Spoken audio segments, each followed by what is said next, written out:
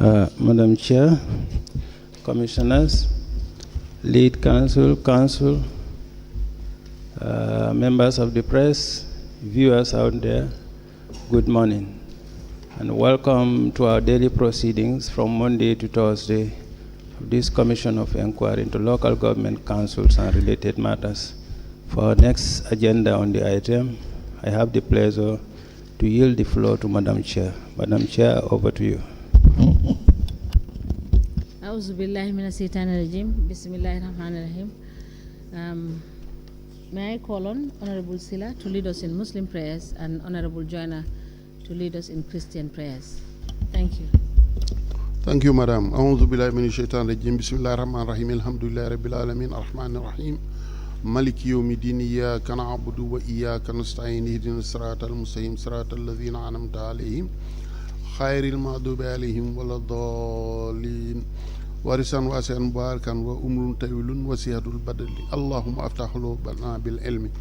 A'udhu billahi min sharri nisa'i wa min sayyi'ati wa sultani Allah. Inna Allaha wa malaikatahu yusalluna 'alan nabiy ya ayyuhalladhina amanu sallu alayhi wa sallimu taslima sallallahu ta'ala alayhi wa ala alihi wa sahbihi wa sallama taslima bi hurmati Allahumma salli ala sayyidina Muhammadin al-Fatihi lima ughliqa wal khatimi lima sabaqa nazil haqq bil haqqi wal hadi ila siratika mustaqim wa ala alihi haqqa qadarihi wa midari azim. Subhana rabbika rabbil izzati amma yasifun wa salamun ala al mursalin walhamdulillahi rabbil alamin. Amen. In the name of the Father, the Son, and the Holy Spirit. Amen. Praise be to the Lord of the universe, who has created us and made us into tribes and nations, that we may know each other. If the enemy incline towards peace, do thou also incline towards peace, and trust in God. For the Lord is the one that heareth and knoweth all things. This we asked through Christ our Lord. Amen.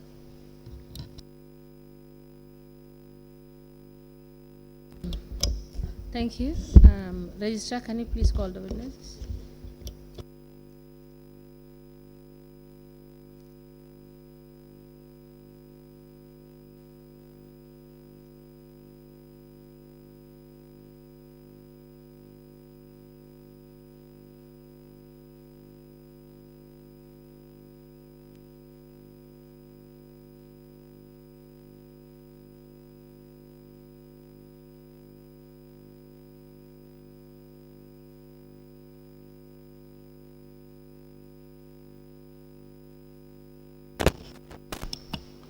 Good morning, Mr. Witness. Welcome. Please sit down. Mr. Witness, it is a matter of routine to always remind you of the oath you took to do your testimony before this commission. So may I remind you that you are still under oath. Madam Chair, over to you for proceedings of the day. Thank you. Good morning, Mr. Sanyang. Good morning. We are happy to have you back. Thank you. Council, can we proceed, please?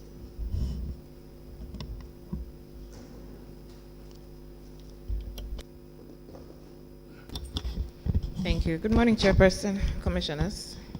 Good morning, Mr. Sanya. Yesterday, we've gone through the GPPA file KMC 1 of 2020, Volume 1. And today, I'd like us to go through KMC 1 of 2020, Volume 2. I have the Assistant Registrar pass the file to you.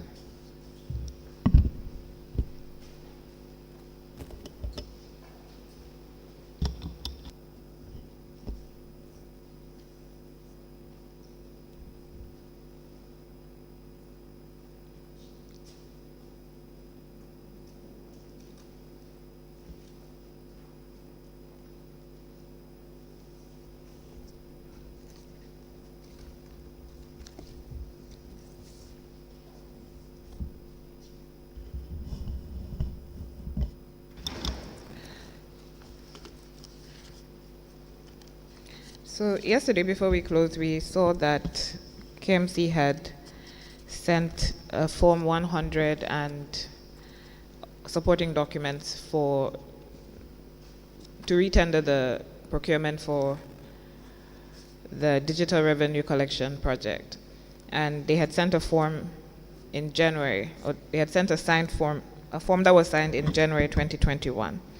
So I refer you to Form 005 in this file, which is signed by the chairperson on behalf of the Contracts Committee on the 3rd of February 2021.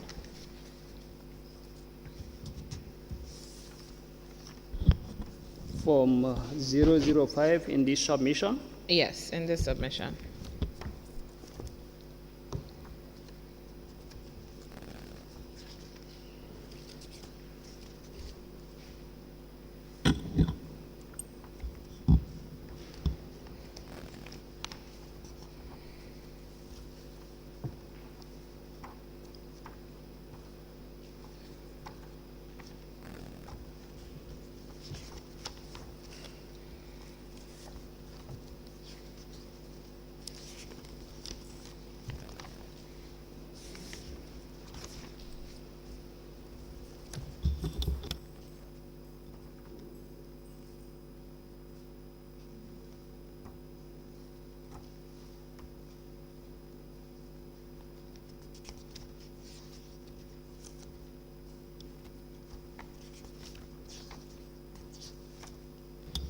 Do you require assistance? Yes, because I'm trying to see where this form is, but That's fine. maybe if she can, like next time, she can put something like this, just like this other ones, make it easy.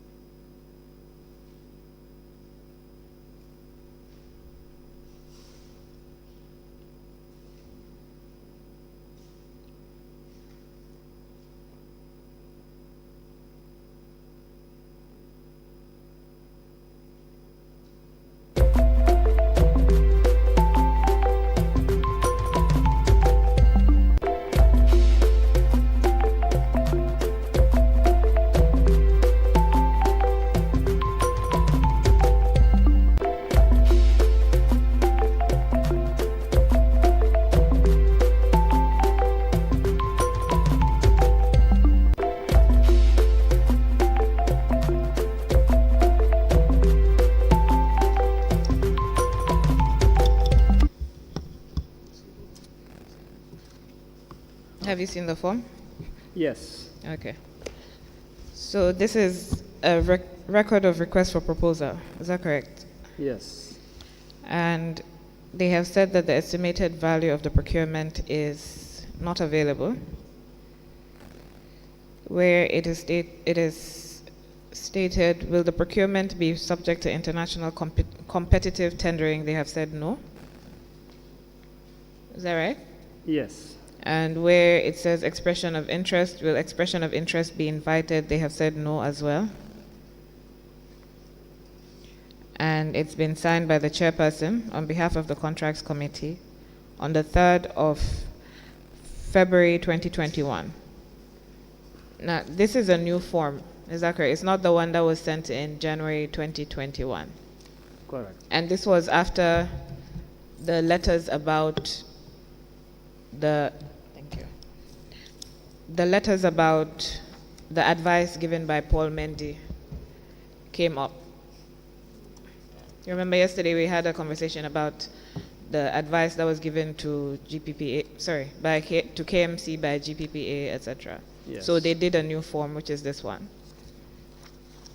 Now, other than the first page of that form, did they complete any other portion? Whether they completed Any other portion of the form?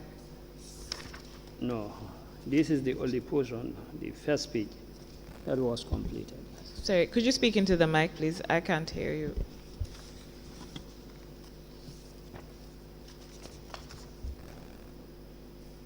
As per the submission before me, is only the first page, which is completed and signed. And are they required to complete any other portion of the form?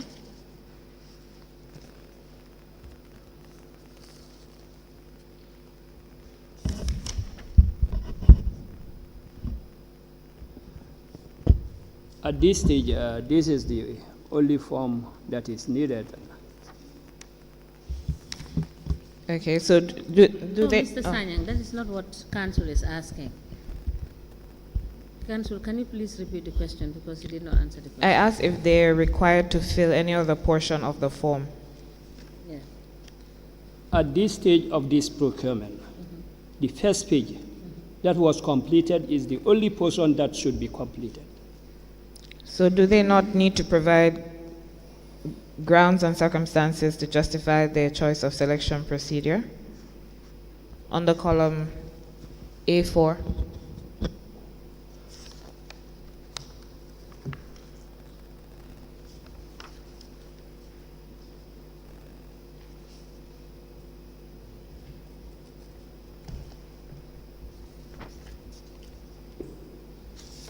Column A4 on that same page, which is proposed selection procedure, and it says provide grounds and circumstances relied on to justify choice of selection procedure. Does that portion not need to be completed?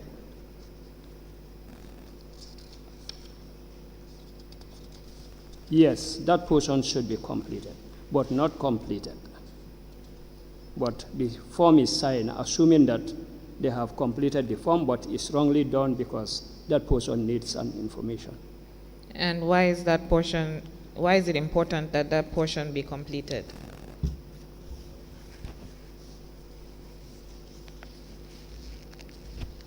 This is the portion where the procuring organization will justify for the use of the procurement method that they have chosen. And are you able to tell from this form whether the RFP will be open tender or will be restricted tender?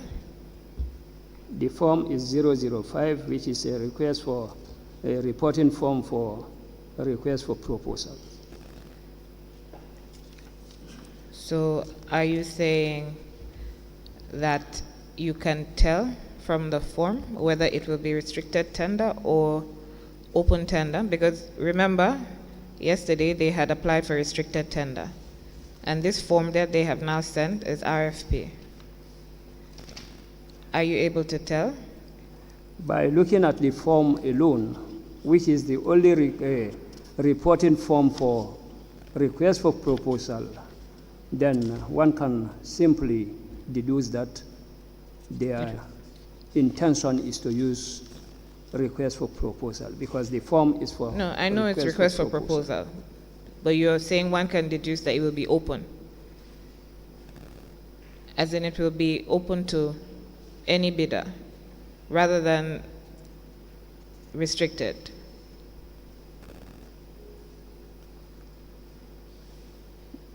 By looking at this By form, looking at the form. you can know that it is request for proposal, because the form is request for proposal. Very well. Yes, Council, may I ask, Yes. Mr. Sanyang, if you look at the second paragraph, the first paragraph actually, which says estimated value of the procurement, GPPR 14.1. Do you think, and it indicated that attach completed GPPA Form 100 procurement requisition. Was this attached? If I can confirm, the submission is before me. Let me confirm whether the submission include Form 100. Yes, and it can be noted also that the form is specific in the sense that it has made reference to the regulation 14.1.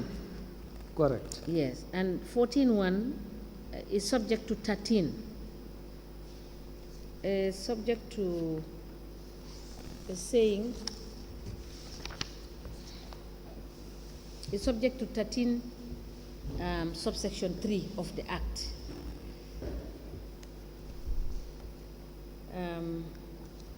If you look at what section 14 of the regulation is saying, it is advising you to provide a lot of information attached to this form 005.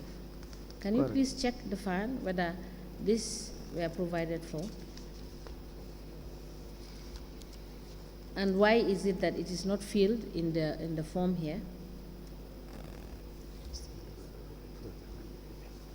So here we start by looking at the Gambia Public Procurement Regulation 14.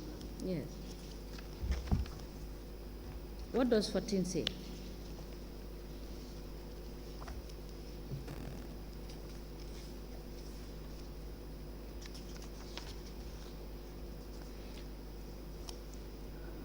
Regulation 14, procurement of common use goods and services. 1. Pursuant to Section 13.3 of the Act, procuring organizations shall provide and the authorities shall collect and analyze annual data on the items purchased and the suppliers providing the items in order to take appropriate measures for coordination of procurement of common use goods and services. Yes.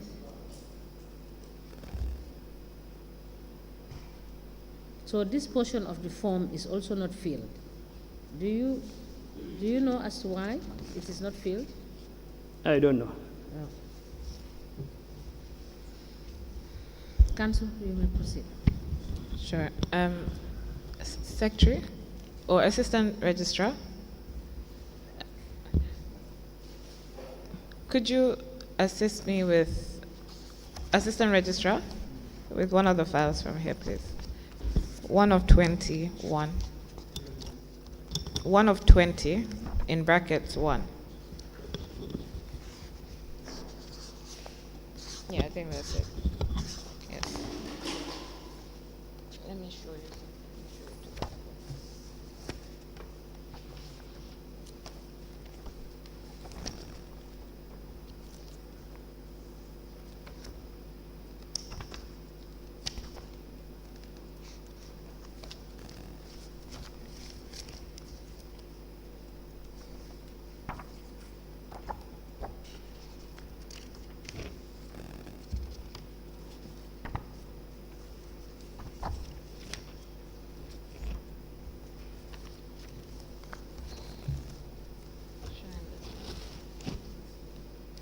Chairperson, I'm just referring the witness to KMC file 1 of 2020 before proceeding with the second file.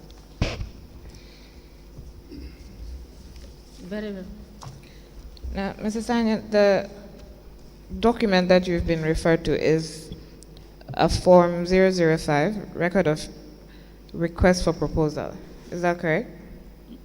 Yes.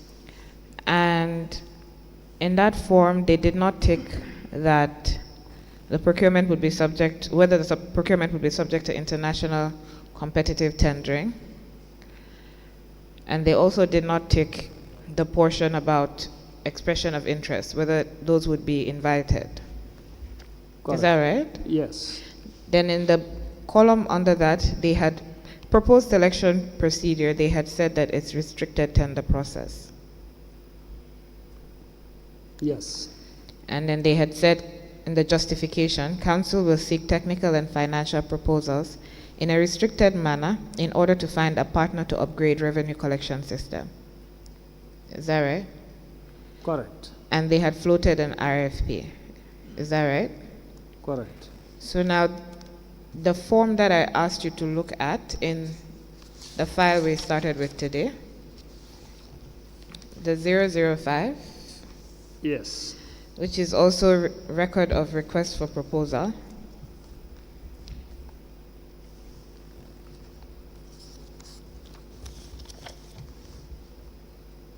Have you found the file? Yes. Now, I had asked you whether you're able to tell from the form whether it would be restricted tender or open tender, and you didn't give me a clear answer. Are you able to tell on this form like you're able to tell on the form that they filled in the previous file? Now, from this form, I cannot. Okay. Thank you. Mr. Sanyang, is there any difference between restricted tender and request for proposal? Now, a restricted tender, No, answer the question first, then you explain to me. Is there a difference between restricted tender and request for proposal? yes, There is a difference. yes. Okay, you can now explain. Now, a restricted tender is a tendering process which is restricted to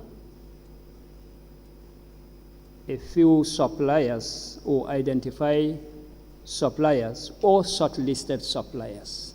It's restricted to certain identified suppliers based on certain conditions that, of course, are clearly defined in the Act and the regulations. A request for proposals is more suitable for consultancy services, where service providers will be requested to send proposals based on a request by a procuring organization. So can you see a conflict in the authority advising that they use restricted tender, and at the same time they advise that they should fill the 005 form, which is request for proposal, Yes, which I is have- more open, more Yes. competitive. Yes, I have seen the You see the yes, conflict? I have seen that. They have filled one form, and they are telling us in some of the other documents that they are going to use this method, which is not compatible with what this form is asking them to do. Yes, I have observed the conflict. All right, thank you. Council, you may proceed. Thank you. Mrs. Sanya, I refer you to Canifing Municipal Council Contract Committee meeting dated 2nd February 2021.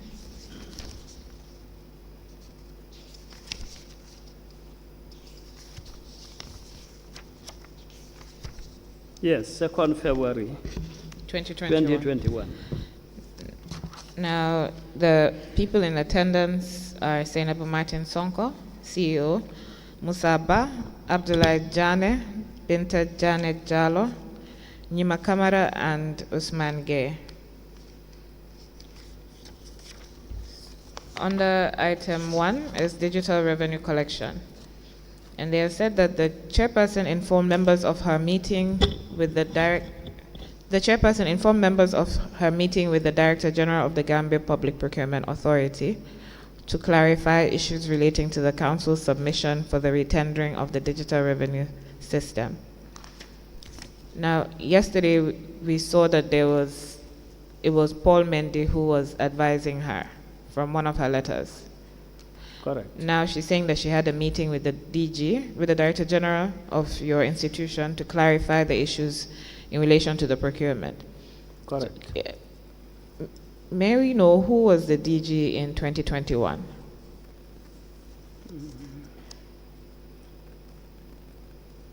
I think it's Salum Malang. Is Salum. Salum Malang. Salum Mane. Malang. Malang. Salum Malang. Right, okay, thank you. So the minutes go on to say she posited that they were informed that the committee should have gone ahead and do the evaluation of bids before seeking for retender. She mentioned the explanation she gave during the meeting, which was the error in the specifications, and this made the committee to nullify the bids and start afresh as the contracts committee expert advised. The authorities she revealed thought Ecotech were given unfair advantage, which she confirmed to them was not the case. The chairperson stated that when the interested companies were invited to make presentation, it was only Ecotech that went further to offer the council a free trial of their software. This, she explained, was even in the best interest of council, as it would avail us the opportunity to have an insight about what we are trying to procure and placed in a better position to reach an informed decision on the matter. So can I just ask, is it proper? As in, is it permissible under the GPPA legislation to have one bidder offer an extra service like giving them a free trial when it was not part of the RFP or tender documents? Is against the principles of equal treatment and is not fair. So in your opinion, would you say that this has placed Ecotech in a better position than the other bidders in terms of the possibility of getting the award? Correct. Okay. So it goes on to say, she reminded members of the comments made by the company, whose late submission rejected that they knew what the council is trying to source and had intended to submit a framework agreement for the consideration of the committee, since they have experience delivering such services to Brikama and Bassa Area Council. The chairperson said what they agreed upon at the meeting with GPPA was for the committee to do a fresh bidding process, but with timeline detailing the bidding period and the specifications be explicit in the new bid document to make it easy for the bidders to understand what is from them. The deputy mayor said that the chairperson's narratives were quite explicit. He went down memory lane explaining the process that led to council agreeing to Ecotech's proposal to offer them a free trial. He delved on the presentation the company did at the general council meeting and the commitments they were prepared to take to do a free trial for the council. This convinced the members of the council, thus they passed a resolution to allow them to do a trial at no cost to council. So from this paragraph, it appears that it was the general council instead of the contracts committee that passed a resolution to allow Ecotech to do a free trial for them. Is this usual for such decisions about a procurement to be made outside of the contracts committee by another body? Actually, the law did not give any definition as to the limitations or the number of a contracts committee.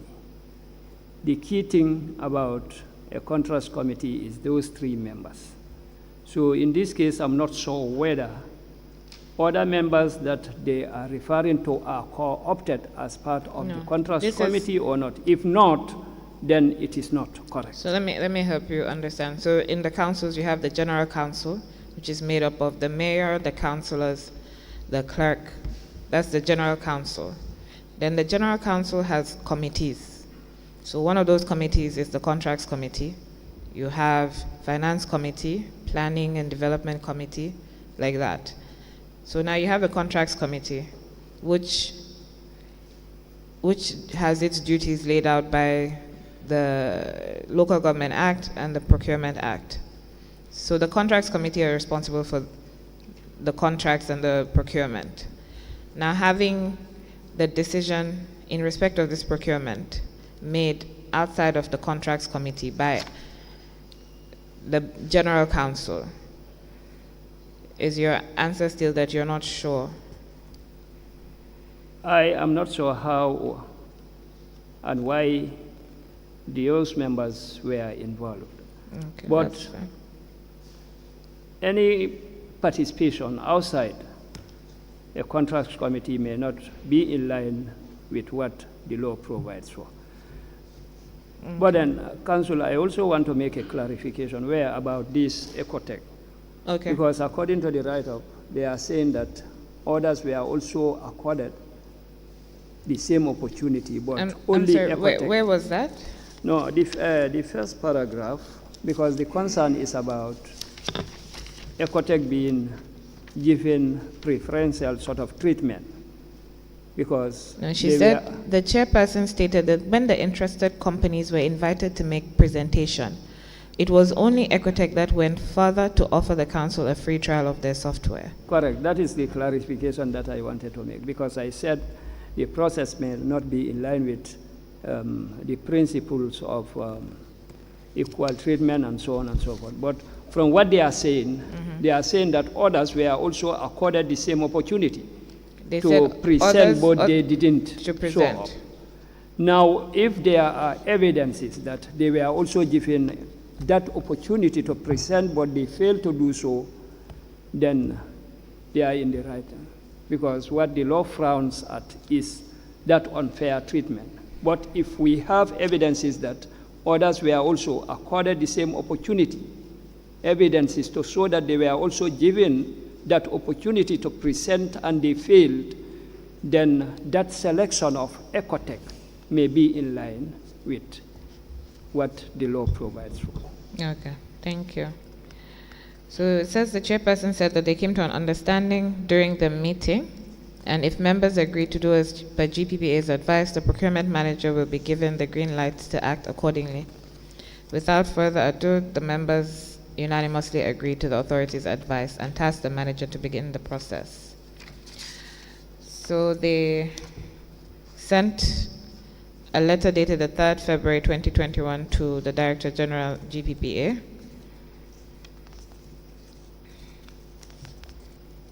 Let me know when you locate the letter. Yes. Okay. So they've said that subsequent to the approval for the above subject matter, dated 27 January 2021, we herewith submit the modified bid document for RFP for the approval of the authority. They've talked about the specific gaps, etc. And they now said, we wish to seize this opportunity to request for the bid period to be shortened to 14 days, given the fact that the intention was to deploy this system at the beginning of the year. You had said that the standard period was 30 days. Yes. So is the reason that they have given for the 14 days a justifiable reason for shortening the period? Yes, I think it's justifiable. I cannot remember exactly which portion of the act They have said- allows a bidding period to be shortened to 14, but not less than 14 days. So when you're asking to shorten the period, do you have to give a good reason, or you can just say, I want to shorten it to 14 days and you automatically agree? Actually, they should have indicated the reasons why. So they've indicated the want- reason. They said that it is given the fact that the intention was to deploy the system at the beginning of the year. Yes, that the reason is given. So that's what I'm saying. That's a good enough reason to shorten. And if you look at the letter dated 3rd February, and their intention was to have this installed by the beginning of the year. And Yes, so- according to the submissions, they are already into the year. So I think their reason, their request to shorten the bidding period may be justified, because already it's February. Mr. Sanyang, given the fact that this was a relaunch to retender this particular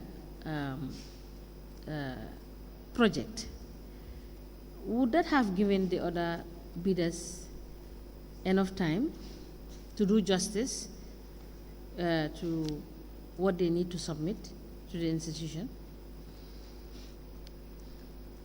Actually, it is based on the recommendation by the contrast committee. And we expect a contrast committee to have that expertise to be able to come with reasonable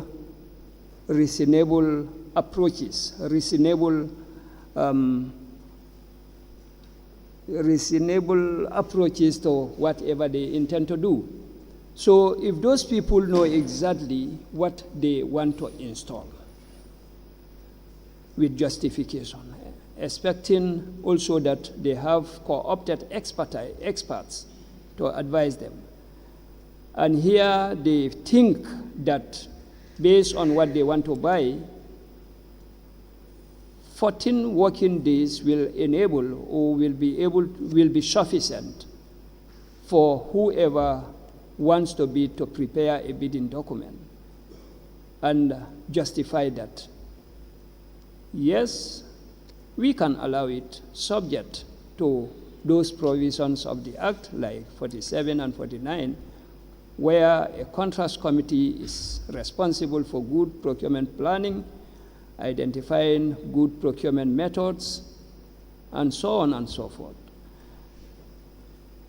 So we take our decisions based on advice given by the contrast committee, but also to ensure that they are in tandem with what the law provides for. Now, normally, who drafts the bidding documents? Do the POs draft the bidding documents in consultation with the authority, or the authority outlines the bidding documents and hands over the same to the POs? Honorable Commissioner, Section 13(3) of the GPPA Act 13? prohibits GPPA from interfering with procurement-related decisions to an extent. Section 13(2). 13(2). Yes. It says the authority shall have powers as are necessary to carry out its duties or which are incidental to the proper discharge of its duties. Section 13(2). 2. Sub 2 says, in the exercise of its powers, the authority shall not interfere in the award of any specific procurement contract. This is talking about award. I am talking about the preparation of the bidding documents. Now, in the preparation of the bidding document is a process leading to the award of a contract. Yes. So we should not interfere to dictate what a procuring organization want to do and the like, because it's a process leading. An award is, of course, the final end, but it starts somewhere. Go through processes and finally the award. I am not convinced as to that answer, but I will take your explanation. Anyway, if you look at the same document, that is the letter written on the 3rd of February, if you look at the second paragraph, the last sentence, the last line, which says the technical specification in the bid document that was circulated to interested bidders was for good and not for services. Did you see that? That is the letter dated 3rd February. 3rd February, yes. And the last is? The last line on the second paragraph. On the second paragraph. It was clarified to us that the technical specification in the bid document that was circulated to interested bidders was for goods and not for services. Yes. Is that the situation here? I want to find out what they were sourcing for. Were they goods or services? Supposed to be services as per the submission. So this may be wrong. Correct, yeah. Thank you. Council, you may proceed. Thank So you. in circumstances, sorry, before you proceed, sorry, I'm intervening too much. In situations like this, is it not the authority's duty to really clarify to them, you know, if they are mistaking on the types? In things like this, Yeah. obviously the authorities should make clarifications. All right, thank you. Council, you may proceed. Thank you. Mr. Stan, you said that it is the contracts committee that will determine whether to shorten the period for the, what was it? For the bid evaluation?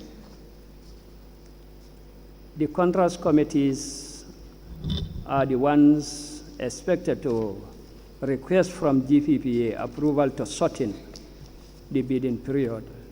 Hence, the contrast committees are the ones who should determine, based on their deliberations with any technical support, expertise support. And this would be contained in the contract committee meeting minutes? Yes, it should be. It should be. It So should feature Can in you the contrast look, committee can meetings. you look back at the contract committee meeting minutes of 2nd February 2021 and let us know whether anything about the That is meeting 2/2021. February 2nd, 2021, Okay. whether they have agreed to shorten the bidding period.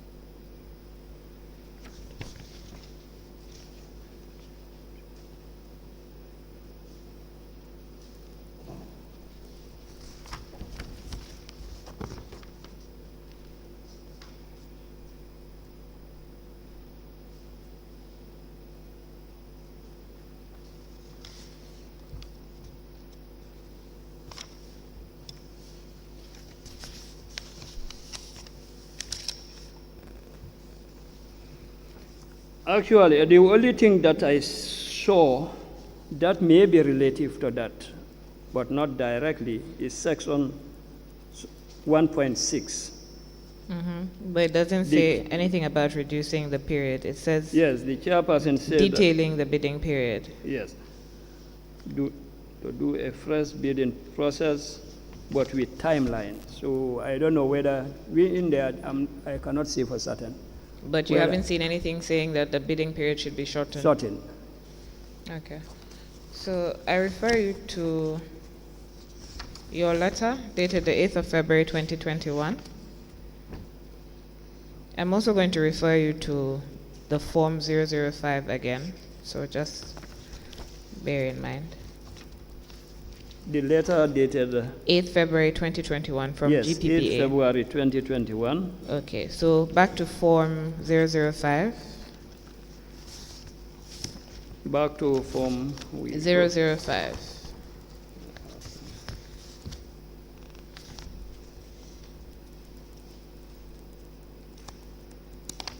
Yes, So you had agreed that you couldn't tell from the form whether it would be restricted tender or open tender. yes, Okay, and the RFP would usually be for open tender? yes.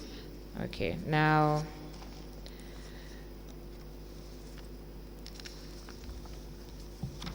the letter that you have sent, 8th February 2021, says, we refer to your letter dated 3rd February 2021, which follows our letter dated 27 January 2021 relative to the above subject matter. Having reviewed your request for approval of the request for proposals bidding documents, I hereby convey to you the authority's approval of the bidding documents and the intended procurement method, restricted tender, relative to the above captioned procurement. Additionally, approval is hereby given to shorten the bidding period to 2 weeks, 14 working days. However, please correct the inconsistency in clause 2.3 and 2.15 regarding the opening time, that is 11:45 instead of 10:30.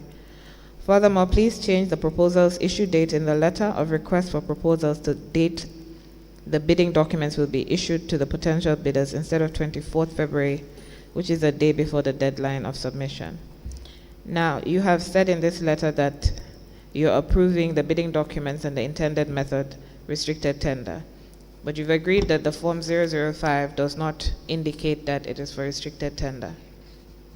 Now, the letter that they have sent to you, 3rd February 2021, the one we just looked at, can you confirm that there's nothing in the letter that indicates that it's for restricted tender?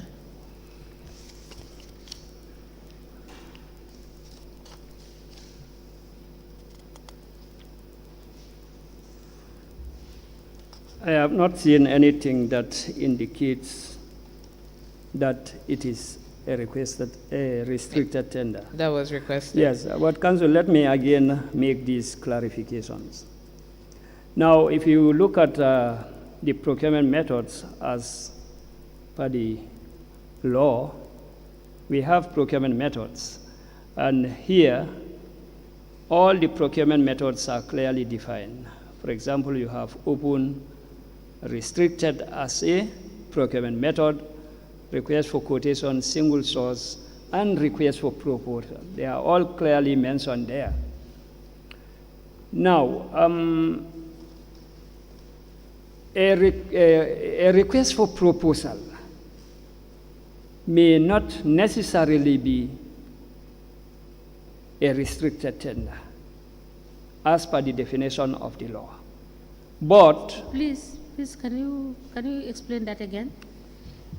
a restricted tender, Yes. sorry, a request for proposal may not necessarily be a restricted tender because these are different procurement methods mentioned. But what I want to clarify is, if a request for proposal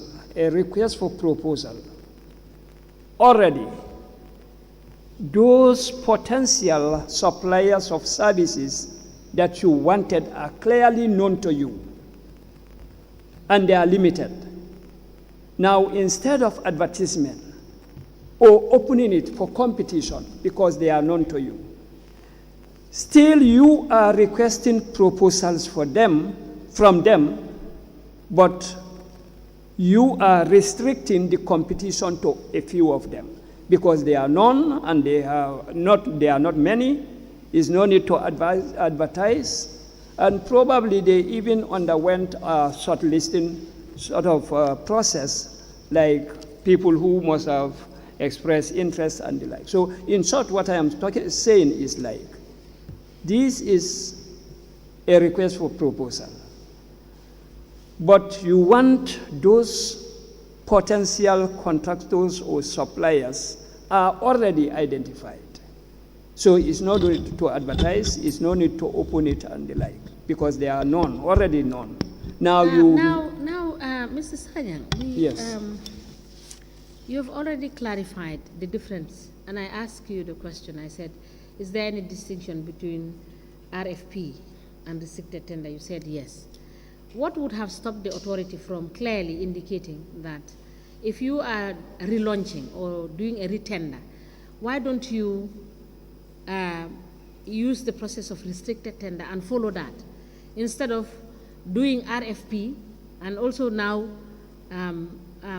going into restricted tender? This explanation you are doing, from my understanding, is trying to link the RFP and the restricted tender process, which two are not one and the same? That is my difficulty. I agree it is your difficulty, and this difficulty is what I want to clarify.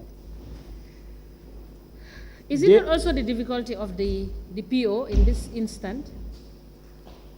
Actually, from this submission here, Yes. up to this stage, I think the PO knows what, They- understands what they want to do. Want to do. Exactly. All right. Fair enough. So can I just have you clarify? It is based on the form, the contracts committee decisions, and the accompanying documents that you will make the decision to approve or not to approve. Is that right? Yes. So when they want to use restricted tender, they need to ask for your approval. Is that not right? Correct. And the approval will be based on the form, the contracts committee meeting minutes, etc. Right? Correct. So where they have not indicated this, how are you to know that it's supposed to be restricted tender? What are you approving? Actually, it should have been indicated in the, So that's my point. It should have been indicated. It wasn't. So how do you decide on a new application, new documents, new everything, even though it is the same procurement? How do you decide by yourself to make it restricted tender when they didn't apply for it? actually, probably it's not from a legal point of view, but from layman point of view, Sir. as us at the authority, Sir, you're the custodian of the law, so you're an expert of that particular law. that is why I want to put it to you that at this stage, the authority, even by looking at the form alone, 005, which is meant for request for proposals, we know that the request is about proposals. But then, in bracket, to be restricted, not to. How do you know that from the documents? We're looking specifically at these documents. How do you know that from the documents?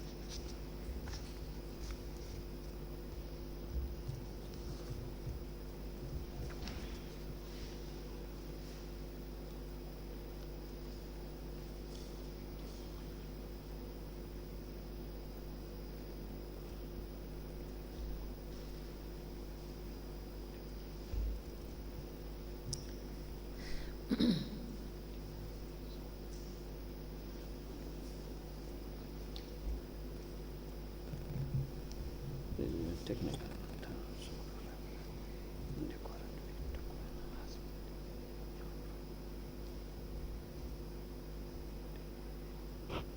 Now, if you look at the letter, please, the letter dated 3rd February Yes? 2021, paragraph 2. Please note that the specific defects or gaps in the technical requirements or terms of reference in the current bid document has been improved, different from the initial bid. Now it's different from the initial bid documents circulated to the members. Furthermore, it was clarified that the technical specification, now different bids from the bid. So here it means that it's a continuation of a process that has already So then started. why file a new form? While file a new form, well, I think for some reasons they want to make certain clarifications. I think that is why they are filing They a have new previously sent letters where they wish to make clarifications and they send the documents that they have clarified. Why file a new form? A new form is a new application, is it not? Yes, but you will agree with me that the other forms that we looked at, Form 005, have some gaps, areas that needed to be ticked and are not ticked. So meaning that that form may not be correct. But that's the form you relied on. But a fresh form is now completed that we are looking at. And the fresh form that is completed is the one dated the 3rd of February 2021. They have said that it won't be open to international competitive tendering and no expression of interest will be invited. So the fact that no expression of interest will be invited already tells you that there's no issue of pre-qualification, no? And nothing else on that form is filled. And you have already said that you cannot tell from that form whether it's for restricted tendering or open tendering.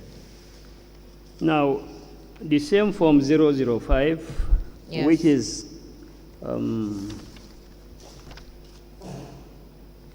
the one we looked at with ticks, will the procurement be subject to international competitive tendering? They said no. Okay. International competitive, that is to open. That is to open internationally. Internationally, and Okay. they ticked no, meaning it is not open now. It is not But open instead- internationally. It does not say it's not open locally. Now, even if international bidders are to be invited, but it's not open to everybody, meaning it's going to be restricted to a few of them that have been So identified. what's the form for restricted tendering? 002? So any procurement organization that wants to do restricted tendering should fill form 002. If it is restricted If tendering it is as a restricted procurement tendering. method, yes. Right. But So this other one is request for proposals, but restricted to a certain and it identified. doesn't say so in the form. But to indicate And that also it- in the letter.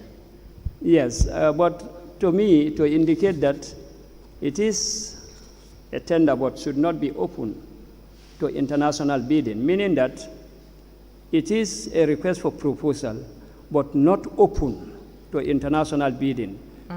What does that mean? Meaning that It's not open to it is international not bidding. open, it's not open, but it can be restricted to a That's certain not what your individual. form says. If you wanted that to be on your form, you would have said it. Your form is specific. The question is, will this procurement be open to international competitive tendering? It doesn't say competitive tendering. So where do you get that interpretation from? Whether the procurement is open to international open tendering, no, it is not for international open tendering, but rather it is restricted to a few who identify these things. For us to understand this very clearly, what were they seeking the authority to approve for them? Is it not the RFP? Yes, a request for proposals. Yes. What is the form that you are supposed to use? Form If- 005. Form 005. Yes. And that is what they used. Yes.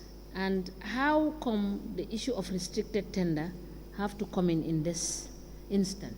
It is a request for proposal, but restricted to a few suppliers. It's not a request for restricted tender as a procurement method. What it is indicating is a request for proposals, but for this is not open for everybody because already the potential service providers are already identified.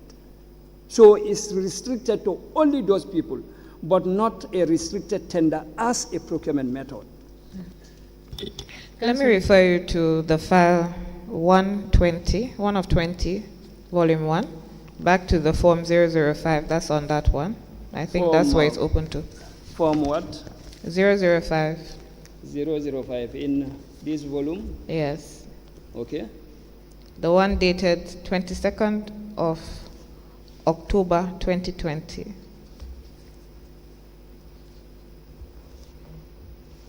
We had looked at it when you just came in.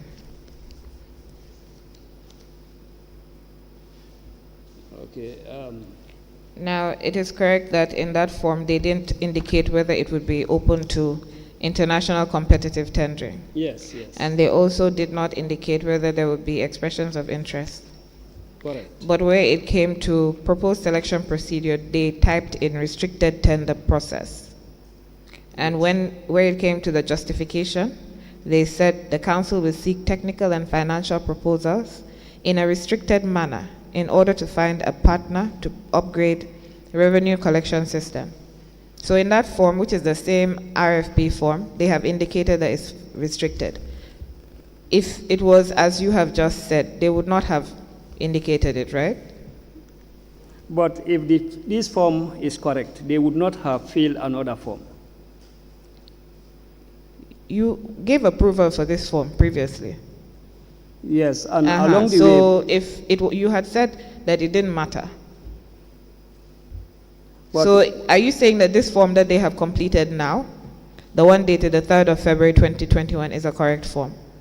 I want to assume that they must have realized their mistakes, and that is why another form is completed. Otherwise, they would have continued using this other form. Sir,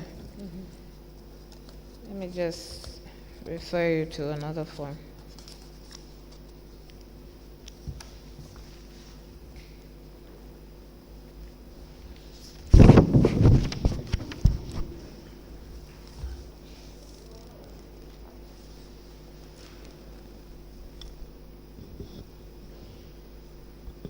Let me refer you to a form 002 in that same file, one of 20, which is a record of restricted tendering. Form 002, which is the same volume. Yes, the same volume.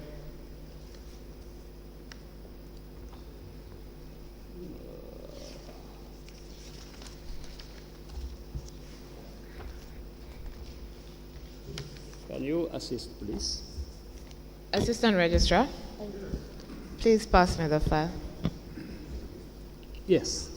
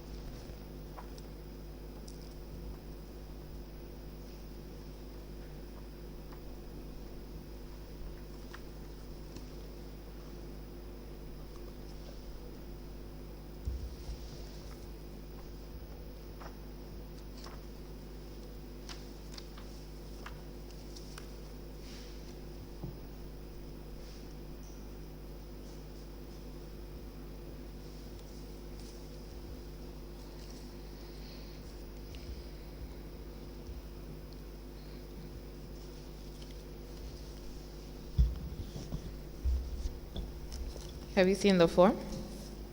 Yes, yes. So that form was filled on the 12th of January 2021, is that correct?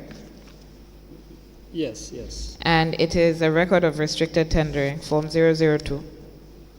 Yes. And they have said, where it says provide justification for the use of restricted tendering, making reference to particular conditions, they have said because of the urgency, right? Yes. And when it says explain criteria to identify the firms to be invited to tender, they said market research. Correct. Please confirm that the tender document has been prepared using standard bidding documents format issued by GPPA. They have checked yes. And it was signed by the chairperson on behalf of the contracts committee. Yes. Is that form correct for restricted tender? Yes. So that you have said that form is correct. You have said the 005 that was filled previously might have been wrong, and that's why they filled the 005 in the second volume. So which of these two forms, this 005 as completed and the restricted tender form that was previously completed, which of these would be most appropriate to this procurement? The last one. Which one is that? In this volume 2, that is the last one that we are looking at. The one dated the 3rd of February 2021. Yes, the one dated 3rd of February 2021. Very well.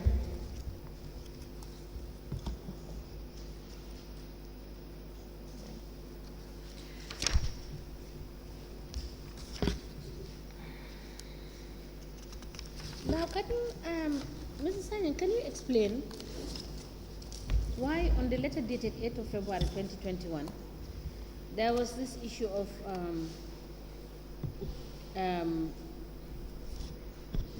directing KMC to correct the inconsistencies in the clauses and referring them to the opening times of the bids.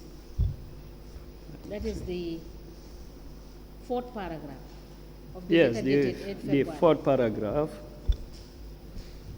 How significant is it that or if I should put the question this way, what would you think would be the impact if there are inconsistencies in the time of opening the bid documents and the So- date, time and date? It's a simple answer because according to the law, the deadline for bid submission should be on the same day for bid opening with a difference of only 15 to 30 minutes. So And why? when they are inconsistent, it means that you are giving them different dates. Bids may be submitted at different dates. Even if it is on the same day, they could be submitted at different times. And according to the law, the deadline for bid submission should be fixed. And then bids should only be open after 15 to 30 minutes. 15 to 30 minutes after bid opening. So if the dates are inconsistent, you can have people submitting their bids at different times, and bids may be open at different times, meaning if bids are open at different times, information will leak when others are yet to submit. So now, based on this paragraph and based on what you have seen on the file, was this anomaly or challenge corrected by the PO, that is KMC? In this? I have time to look at the amended bidding document and know whether it was corrected or not. Okay, we will give you that time to check. Yes, Council. Thank you. Now, Mr. Sanya, I refer you to the Form 013, the record of tender opening. Form 013, Yes. record of tender. On which volume? In which volume? Volume 2. Volume 2. Form. Yes, 013. So this was dated. Date and time of tender opening is 25th February 2021 at 11:45 a.m. It was at the KMC office of the CEO. The name and address of the bidders were 5C Energy and TACME, Brusubi, KR Enterprises, Fajara, Nifty ICT Solutions, Brusubi, and Ecotech Africa. Right? Correct. The names of opening committee members were Senabu Martin Sonko, Usman Gay, Abdullah Jane, Nyima Kamara. Now, on page 7 of the bid evaluation documents, Bid evaluation document. Page 7.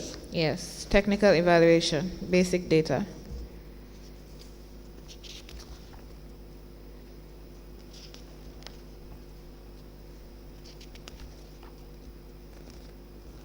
Yes, page 7. Okay. So under the first, second, third, fourth, at the fourth row, it says request for expression of interest, publication in national newspapers, name, date, any other, example www, number of responses. Have you seen that? Yes, yes. Now on the right, they said Point newspaper, Foroya. The date is 7th of February 2021. So by this, they're saying that they published a request for expression of interest on the 7th February 2021. Is that right? Yes, as per the submission. And it's in the Point they- newspaper and Foroya, from what they have said. Yes. Now I take you back to the form 005, Form 0. but I'm sure you remember, so let me just ask you. It said, where it said expression of interest, will expression of interest be invited? They said no. Do you remember that? Yes. So it is clear from their evaluation that that is not the case. They had actually published an expression of interest. Correct. And the expression of interest was published on the 7th of February 2021, which is one day before you gave approval for the request to retender the digital revenue collection project.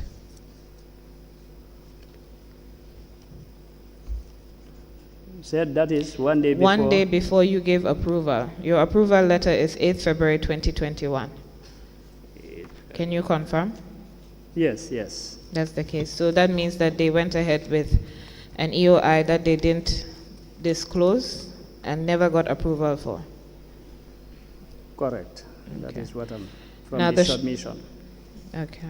The shortlisted companies were Ecotech, 5C Energy, KOR, and Nifty ICT Solutions. Right? Yes. So at page 8, they have said there was no pre-proposal conference held.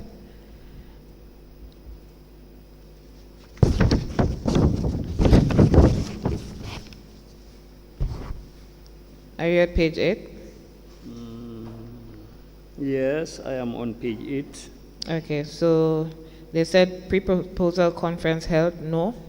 Minutes issued, yes. 2 or 1 envelopes, they have indicated 2 envelopes, technical and financial proposal. Is that right? Yes, that is what is been ticked, Okay. indicated. So at page 10, they have put the technical scores by the consultants, and these are based on relevant experience, technical equipment, work plan, I'm assuming that's work plan, robust real-time software platform, ability to operate on and offline payment mode, tracking fleet control system, provision of trainings to KMC staff, provision of free trial on revenue collection, price cost proposal. So they've put the 3 companies, Ecotech, 5C Energy, and KOR. And Ecotech was given a technical score of 89.6. Is that right? Yes. 5C Energy was given a score of 79.6. Can you confirm? Yes, correct. KOR was given a score of 64.8. Correct. Okay.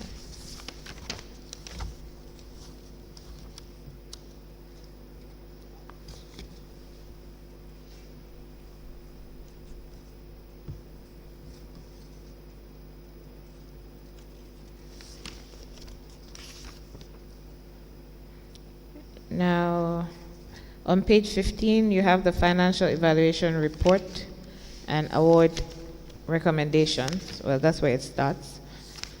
So again, they've listed the 3 companies, Ecotech, 5C Energy, and KOR. On page 16, column D, you have the technical, financial, and final scores. And Ecotech has a final score of 87.35. 5C Energy has a final score of 79.3. And KOR has no final score because there's nothing under the financial score. Can you confirm? Yes.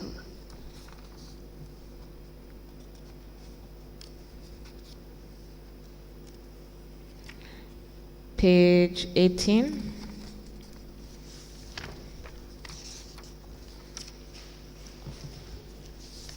For conclusion, they have said the evaluation committee will conclude after preparing an executive summary report and giving its appreciation as to the extent the proposals received have met the requirements as specified in the RFP. The evaluation committee may highlight on weaknesses in the RFP and the reasons for disparities between the procurement estimates and the financial proposals received where applicable. And where the chairperson should sign, and put their name and date, that portion was not signed. Is that correct? Correct. Page 20 was signed. Can you tell us what's on page 19? Was there a recommendation for award? On page 19, there is a table Okay. where individual evaluators are supposed to indicate their scores Okay. for the various suppliers or contractors. But then it's not completed. It's not completed. Okay. Is any part of that form completed? Page 19. No. So they signed, all the members of the evaluation team have signed, dated 26 February 2021, as has the CEO, Senabu Martin Sonko. Is that right? Yes. Okay. Musaba. So,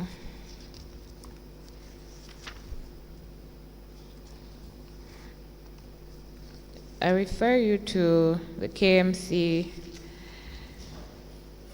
meeting minutes of 25th February 2021.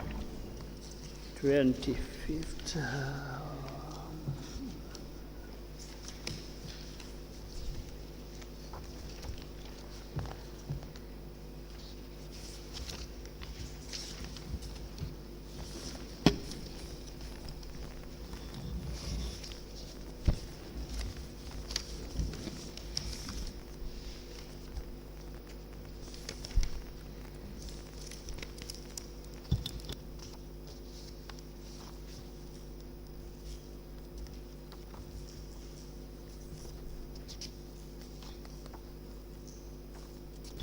Let me know if you require assistance. Yes, I need Registrar, some- please assist with the pad.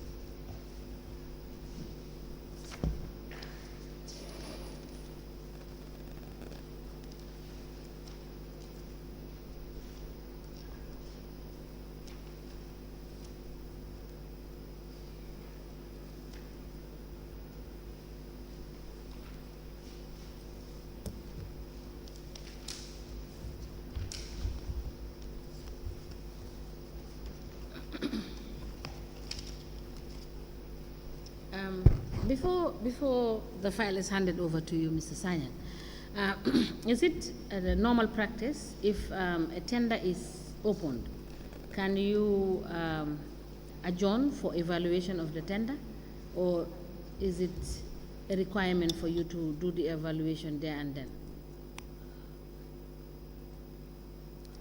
It's not mandatory that when bids are open, the evaluation should take place at the same time, on the same day. No. Okay.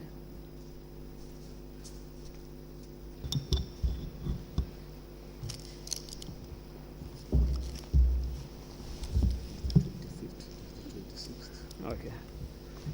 So we are looking at the 25th. Yes. 25th February 2021. Okay.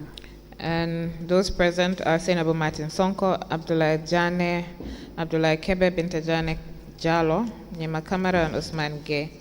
The agenda item 1 is the bid opening for the digital revenue. And they have said that the first bid open was that of Ecotech, who submitted a financial, technical, and catalog of their proposed solution and devices. They proposed to increase the revenue collection of the council by 100% by 2022. Nifty ICT Solution only submitted a letter stating their reasons for not being able to submit a tender, as they found the information in the bid document was not very clear to them. The chairperson asked them why they did not refer to the committee to seek any clarification as provided for in the bid document. They replied they had sent an email to the KMC IT manager to explain why they failed to submit a bid and requested for additional time to submit a proposal. Thereafter, the chairperson informed them that the IT manager is not a member of the contracts committee and she's afraid the committee cannot do anything in that regard at this juncture. KR Enterprises submitted a financial and operational proposal. Also submitted was the list of their experts and the machinery they use. The financial proposal indicated a revenue sharing proposal. 5C Energy Company submitted a financial proposal, technical proposal, and audited accounts of the company. Indicated in the proposal is the profile and expertise of the company.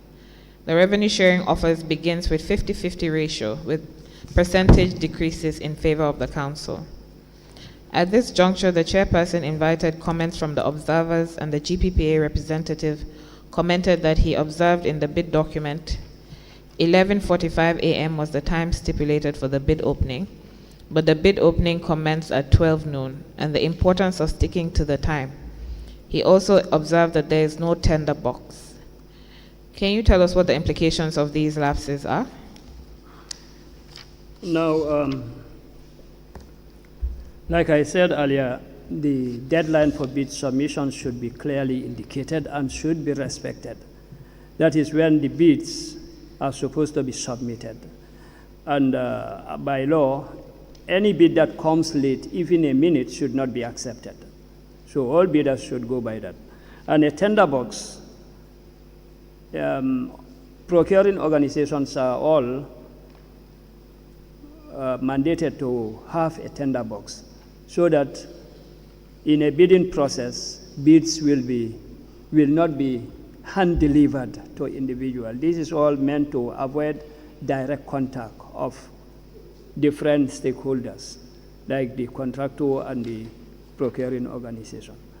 But in this case, as per the report, these are some of the observations made by the GPPA rep at the tender opening.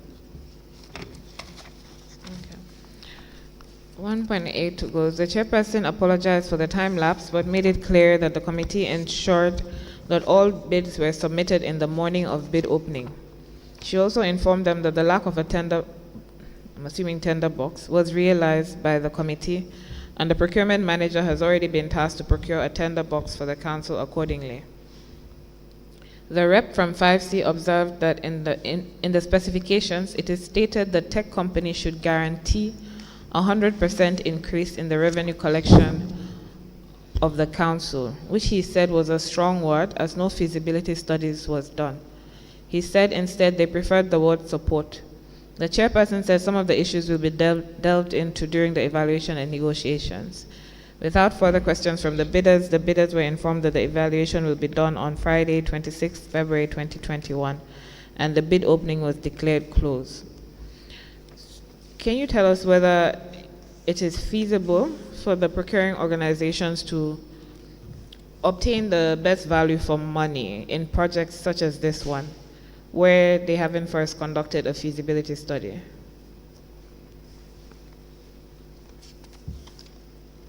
It's going to be very difficult.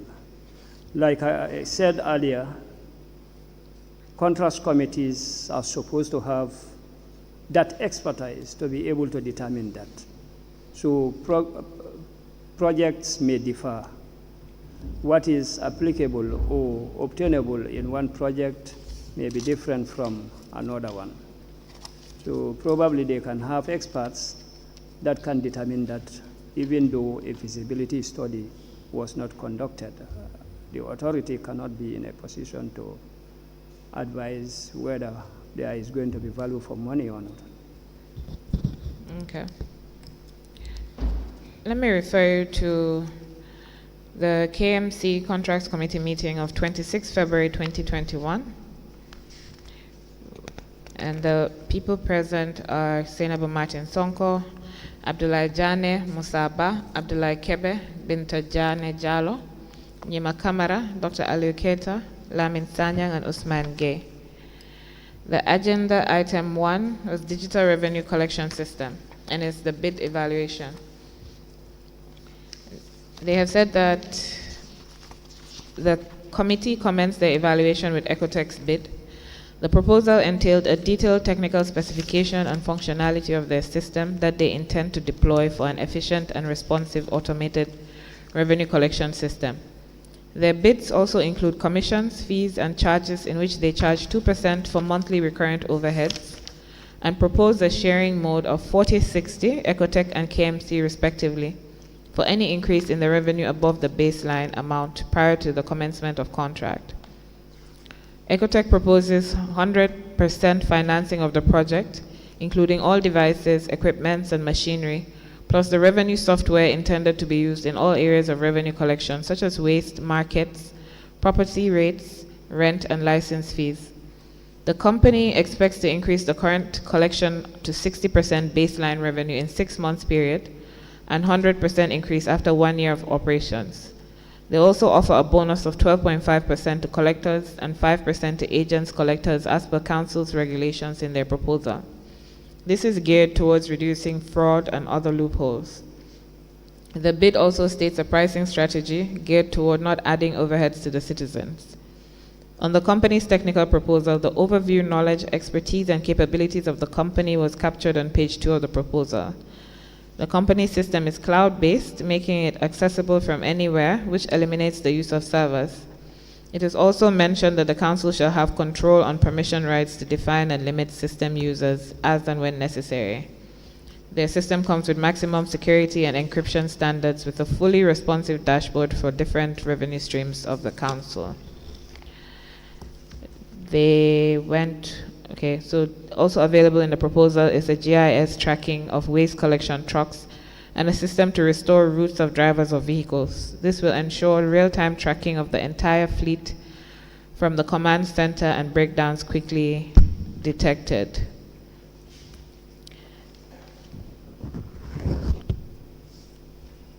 So 1.16, so they've gone ahead and listed some more things.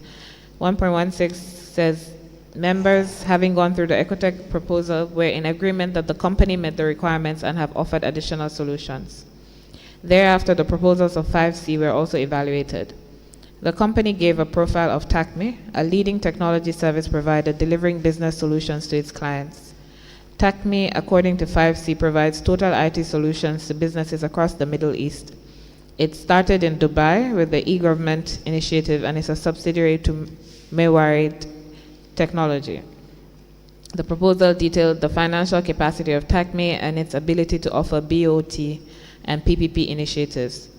Their financial offer gave options of revenue sharing, PPP, where in the first and second year the revenue sharing would be 50-50, third and fourth year 45-55 to 5C and KMC respectively, fifth and sixth years 40-60 to 5C and KMC respectively, seventh and eighth year 35-65 to 5C and KMC respectively, and ninth and 10th year 30 to 70% 5C and KMC respectively. 5C provided Brikama Area Council as reference since they're providing them with a revenue management solution.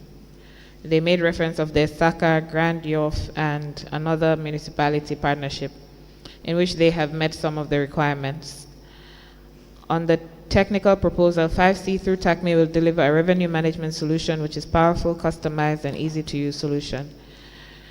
Their own would do tax categories with full description, define different ways of calculation, etc. Members having gone through the 5C proposals were in agreement that the company met the requirements. The next bid evaluated was that of KEOR.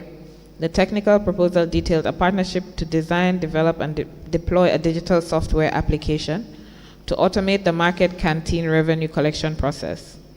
It stated assessment and planning, system analysis, and requirements gathering, as well as implementation. However, the committee found KEOR have not met the requirements as per the specifications and terms of reference of the bid document. The technical and functional specifications were mentioned on page 5. The revenue sharing proposal is pegged at 60-40, with KEOR owning up the latter. Since Nifty didn't submit a tender, the committee couldn't proceed further to look at their proposals. Members having evaluated the bids deemed it necessary to invite both Ecotech and 5C to do presentations on Monday, 29 February 2021 at 12 p.m. so that the members can see which of the companies has what it takes to be selected based on the requirements. Is this part of the procurement proceedings? Is it part of the process to have, looking at the fact that they've already scored the 3 different bidders in the evaluation report. They've evaluated and they've said that both of Ecotech and 5C have met the qualifications. Is it normal or is it part of the procurement process to then invite both of them to see which company has, to do a presentation to see which company has what it takes to be selected? Yes, it's accepted. It's accepted? Okay.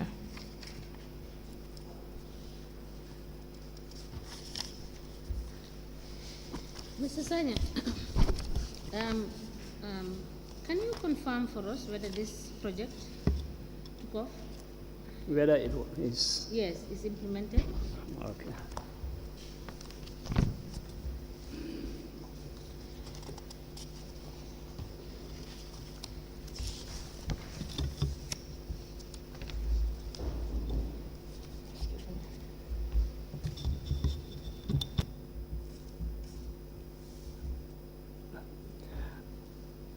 Madam Chair, sorry, and apart from this clarification that is needed, other assignments were also given, but then, as you can understand, we close here very early, and in most cases, when I go to the office, I'll find since on Monday.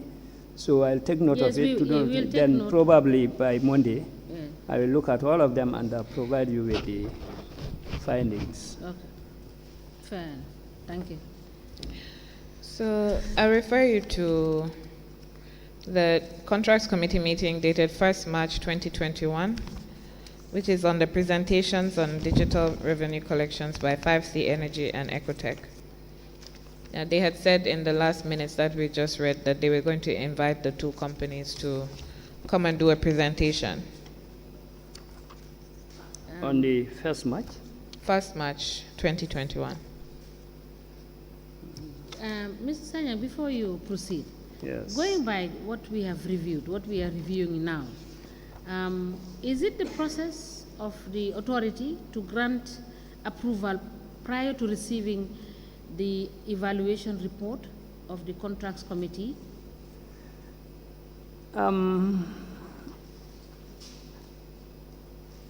I have not gone through the submission, but that is not possible. How can approval be granted when an evaluation report is not yet to be submitted? I don't think it's not normal. Anyway. It's not normal. It's not normal. All right. Okay. We are going through the documents. Okay. We will highlight some of these anomalies. Okay. Thank you. Council. Thank you. So it says presentations on digital revenue collection by 5C Energy and Ecotech. The chairperson welcomed all and reminded them. Sorry, Yes, that is sir. supposed to be on 1st March 1st March. 2021.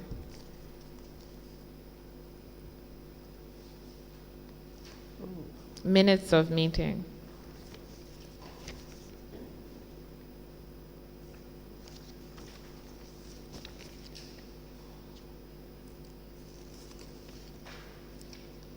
I have 26th February, So it would be after that one. 25th February. Go further. No, further and down. then, and then I have 9th March. No, go. Is that up or down? Yes, keep going that way. No, the other way.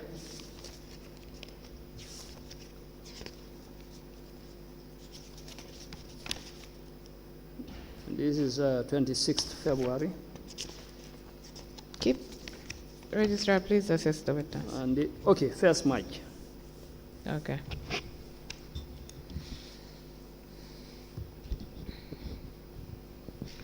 So the chairperson Went further to add that the two companies were invited to do presentations on their systems in order to enable the committee to decide which amongst the two is most responsive to the needs of the council.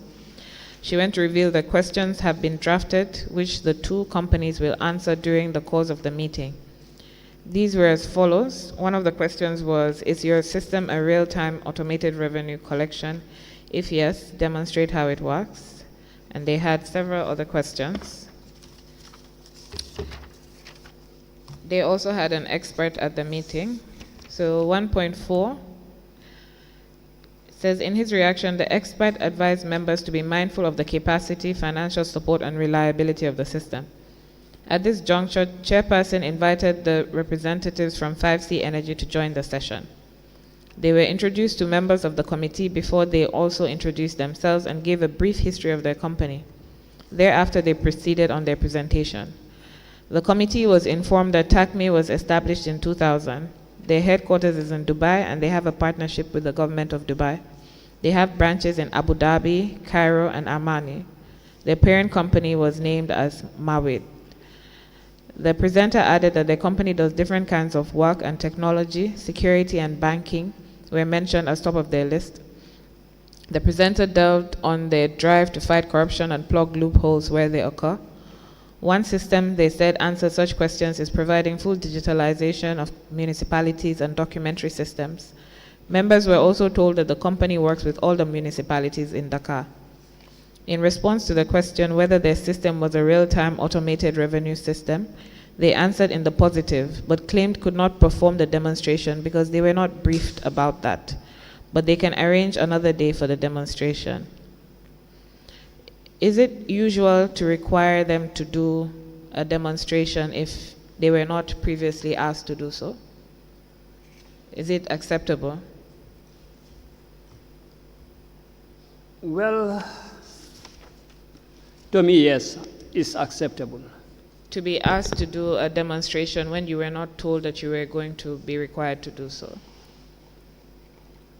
It should have been clearly indicated, but at a point, if offers are given and the contracts committee feels that it can better make an informed decision if demonstrations are conducted, yes, they can proceed.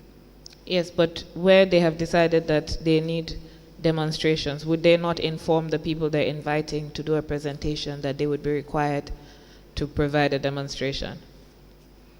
Yes, they should have been told that they're going to do a demonstration prior to the inviting them, so that they are well prepared for what would happen if they made a decision based on demonstration when they haven't given them prior notice? Would that be fair? No, it won't be fair. Okay. So it says the 5C delegation informed members that they offer other programs such as trade license management, properties and land management, financial modules, powerful dashboards for tracking and decision making, comprehensive reports and administration. At this juncture, members agreed that what they were already exposed to has given them an understanding of the functionality of 5C's system. Following their presentation, the chairperson thanked them and informed them that the committee would continue the evaluation and would communicate to them in due course. Thereafter, Ecotech were also invited to do a presentation. The representatives of Ecotech, following the introduction, started their presentation with a demonstration of their system on how it works with parking fees. Do you think it is odd that one of the companies knew to do a demonstration and the other one did not? That is what I am understanding, because if others are prepared or well prepared for demonstration and others are not, one can assume that equal information, the same information was not provided. Probably some of them were told that they needed a demonstration, why the others are not. But why that cannot be confirmed. It's a probability. It cannot be confirmed at this juncture. Okay. But this point, is it possible for the contracts committee to give chance to the potential competitors to provide additional information or to make demonstrations or submit additional information at this point under evaluation? Now, if demonstration as a requirement was not set forth as a requirement and others came with it and they want to consider, since it was not set forth, they could have allowed the other one also to prepare and come and demonstrate. Which would be fair. Exactly, yes. Yes, but what I'm asking now is that at the level of evaluation, do you give concession or do you grant permission to bidders to submit further documents or to do any further activity outside of what? Yes, I understand what you are talking about. Now, in procurement, one should not be scored on issues that we are not provided for. Now, if I can give an example, if in a process you needed, for example, a master's degree in something, and somebody scoring having a master's degree is 25 points, for example, and somebody comes with a master's plus others, you should not give additional marks for coming up with qualifications or documents that we are not requested for. Yes, they can be considered, but should not have advantage based on extra information which was not requested for. All right, thank you. Excuse me. Mr. Sanyan, thank you. I'm trying to understand this thing, but it doesn't work the way you are telling us. We know this procurement business. There was a tender, and a company tendered.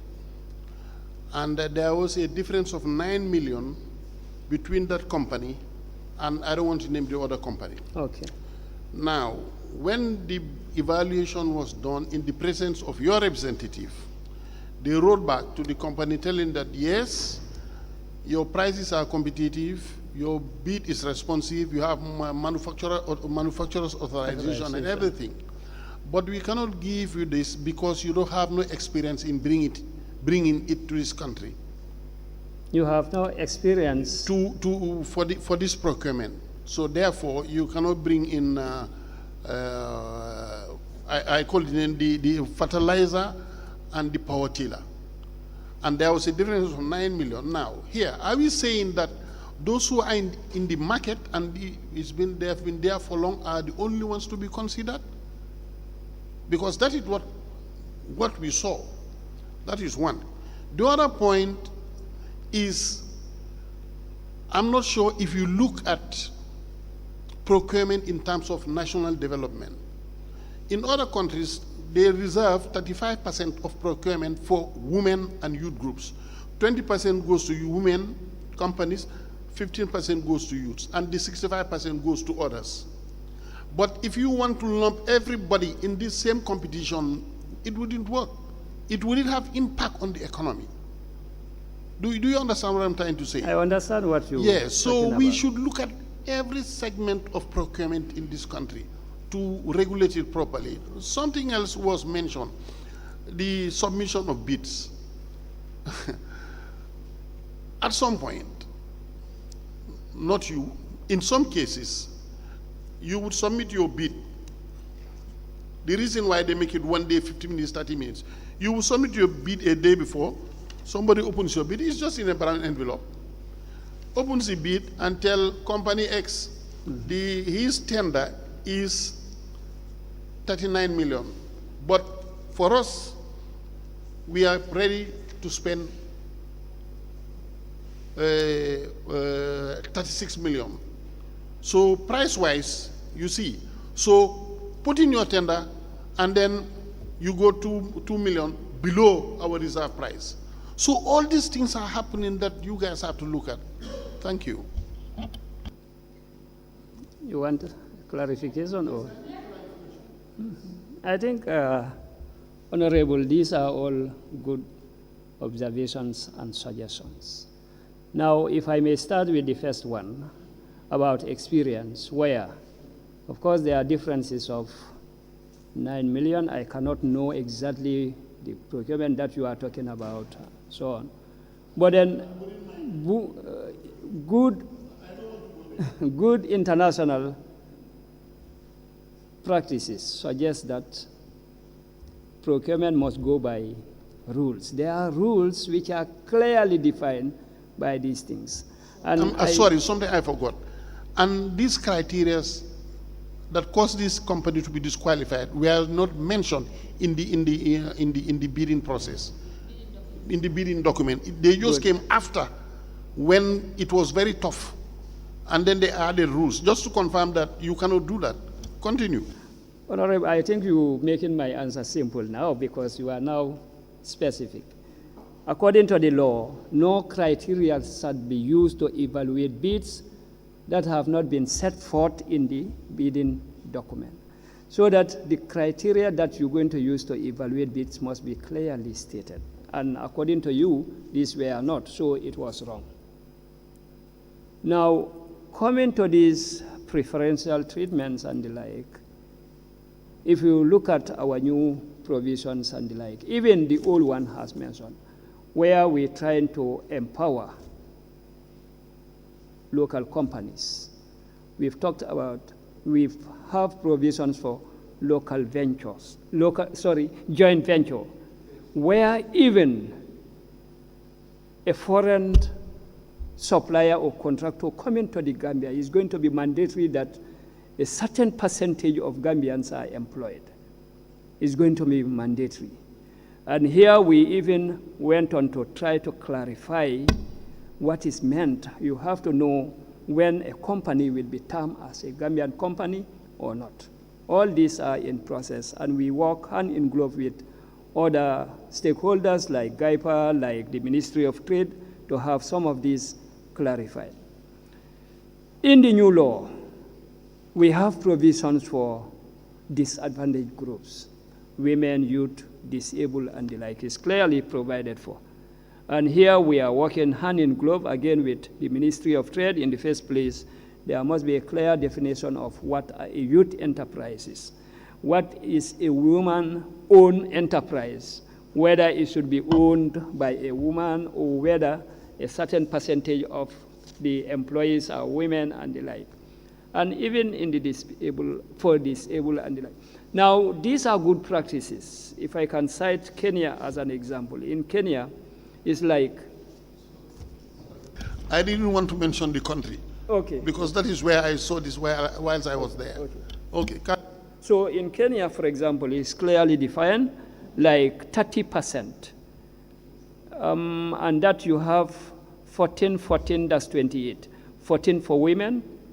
Then you have the other 14, something like that. But then you have a percentage in that ratio where people, and in this new dispensation, everything is clear. And like my DG clarified yesterday, at the end of the day, we're going to have manuals for all these things that we are talking about, so that the manuals or the instructions will guide us as to how to go about it. And this committee, this honorable commission will, of course, a lot of deficiencies, weaknesses, and so on are identified. And we are taking note. And with the recommendations, which I believe will come, either with or without, but all our experience during deliberations is even focusing us. Yesterday there was a training in Brikama, for example, of contrast committee. And I called them, I said, you are watching us. And you are looking at the don'ts and the do's. For example, we have emphasized the contrast committee should do that, the CEO should do that. And in most cases, you ask for sections of the act that requires that. So that alone can be used as a training manual, so that you emphasize that the contrast committee, the head, the CEO, this is the mandate, and it's mandatory that he or she appoint members by way of appointment letters. So in short, these are some of the things that we are looking at. And to inform you that we have even started identify some of the weaknesses and having some corrective measures. So thank you, Honorable. It's a good observation, and we're working towards that. Council. Thank you. So the minutes went further. It says, question whether the company can integrate their system with KMC's already existing system, such as trade license system. They answered in the affirmative, provided the existing systems are with API's program. Now, I just want to refer you to one of the letters that we went through yesterday in the first file, which is 1 of 20, and it's a letter dated the 21st January 2021, where it was in response to the letter sent by GPPA pointing out that they were aware, or they got information that Ecotech was working with KMC on this particular procurement. And in the response, the CEO, Senabu Martin Sonko, had said, furthermore, I wish to clarify that KMC has never in any way worked with any of the bidders, including Ecotech, on this particular procurement. What we had with Ecotech was a free trial of the system they have, and any other interested bidder could have done the same for the council and are still welcome to do so in the best interest of the council. This is in their response dated January 2021. So as at that time, Ecotech had already given them a free trial, would have probably worked with their system and whatever, they would have done their free trial. It was also not clear whether there was the same opportunity afforded to other bidders. Now this bid has come back. This evaluation is in March 2021 after that issue. So again, Ecotech is the company that knew to do a demonstration, even though the other bidder was not given notice of this. So let me just go through the rest of the minutes. Another question asked was how long the system could run offline. They informed members that it can last for 15 days. The committee also was also informed that apart from the licensed software, they can also work on the council's debt recovery system. They further provided a solution to have a tracking mode for market collectors in the form of wristwatches, which serves as an attendance register at the same time. The company reps also advised the committee for council to introduce IDs for market vendors. This can also help provide data and mechanisms for the KMC's GIS. At this juncture, the chairperson thanked Ecotech and informed them that they will continue the evaluation and get back to them in due course. They continued with their evaluation when Ecotech left, and the expert told members that what impressed him about 5C is that they are well advanced technology-wise. He added that they have to keep in mind what they want in the future, and especially if they need additional support somewhere else. Now, you're talking about co-opting experts into the assessments, and that. Yes. How important is the experts' opinion in such procurements? It's very important because, like I said earlier, in a contracts committee, you have 3 members. Now, these 3 members may not be experts in the procurement that they want to intend. So here it is very important that they co-opt a technician to give that technical expertise, advice, and the like. If I may give an example, if it is a complex, for example, construction, and among the key members of the contract committee, there is no engineer, or if it is an IT, no IT expert. So it's important that the committee co-opt, and the law allows that even if it will require outsourcing or sourcing from the outside, it's acceptable by law. But it's not mandatory to follow the advice of the expert? It's not mandatory. It's not mandatory. It's not mandatory. Okay. Yes. If you look at council, if you look at 1.2.4, there was the same minutes that you were dealing with. Yes, I was going to go through the rest of it. Yes. At what point are you? 1.21. Oh, okay. I was going to 1.22, but yes, proceed, please. I just wanted to highlight the fact that in this circumstance, the expert gave an opinion in assessing Ecotech and 5C and indicated how superior 5C's technology was, you understand, in terms of comparison and all that. But then at the end of the day, he said the committee should look at what is going to be the best for KMC. Yes. You understand? Not really coming out to say, if, you know, outright to say, if he was to recommend, he would have recommended 5C. Yeah, yeah. That's my understanding of that. Exactly, paragraph. yes. In my, yes, Council. So let me take you back to 1.22. The chairperson opined that it has come to the point where the committee must decide which company to go with to deploy the service based on the information they have and the requirements of the council. She further opined that 5C is good, but equally Ecotech are also equipped with advanced technologies. She, however, opened the floor for other members to share their thoughts. The deputy mayor said they have seen functionalities of both companies, but Ecotech has proven that their system works more efficiently through real-time demonstrations during the presentation. So when I asked previously about the weight to be given to the demonstration, which was not previously notified to the parties, is because some of the members have placed weight on that and have, so because of that, Ecotech seems to have gotten a better, had gotten more advantage out of it. But let's go. So 1.2.4 that the chair mentioned says that the expert opined that they had to look at the capacity and what stage in technology the duo are applying. 5C has more than just what Ecotech has, and their technology is higher with the other countries they work with. But the committee, he said, should still look for what's best for KMC, he added. So would I be right in saying that what the expert is saying is that 5C has more in terms of technology than Ecotech from 1.24?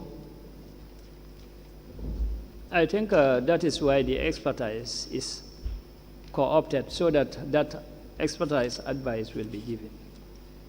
But then to decide who the contract should be awarded to, Yes, they can. should have been determined in the bidding document before. For example, experience and the like, they can indicate a maximum score and probably a minimum score, so that if you meet all the requirements, like 25 marks, you meet the requirements, but certain are lacking, you give 22. So at the end of the day, all put together will, of course, give you the rightful, the legal basis to make a decision. Now, Mr. Sanya, would council be right in saying that Ecotech was given undue advantage? If you look at all of what we have discussed. That Ecotech was given undue advantage? To me, if what they are saying as per the submissions, Ecotech was given due advantage. Due advantage? Yes, because according to them, Ecotech was allowed to, of course, do a presentation, sort of, when the others were not. And it was not even, if it was indicated and then others failed to do that, but that was not requested for, and somebody offer. And based on the offer, you want to use that as an advantage over the others. It's not acceptable. So that is why it is captured in 1.23, when the deputy mayor placed reliance on the demonstration that was done by Ecotech. Yeah. All right. Yes. So 1.25, the chairperson said she has no doubts about the functionalities and capabilities of 5C, but she was convinced that Ecotech's system has provided all the solutions the council is looking for, and has even provided more options, and all of which has been practicalized during the presentation. So it appears that the deputy mayor as well as the CEO have given preference to Ecotech because of the demonstration that they have done during the presentation. She reiterated her belief that Ecotech has provided a solution which was good for council. The deputy mayor told members that this process has been dragging for months, and it was important that members reach a decision to award the contract as the council needs revenues to provide services. He added that part of the software Ecotech demonstrated their ability to monitor the staff behavior, vehicles, routes, etc., and this proves their competency. Following the deliberations, members finally approved Ecotech's bid, as they were convinced that it was the most responsive solution that met the specifications and terms of reference, and as well provide more solution options that were not known to the council. The meeting was at this juncture adjourned. Mrs. Sanya, would you say this statement to be 100% true? This last 1.29? 1.29, following the deliberations, members finally approved Ecotech's bid as they were convinced that it was the most responsive solution that met the specifications and terms of reference, as well as provide more solution options that were not known to the council.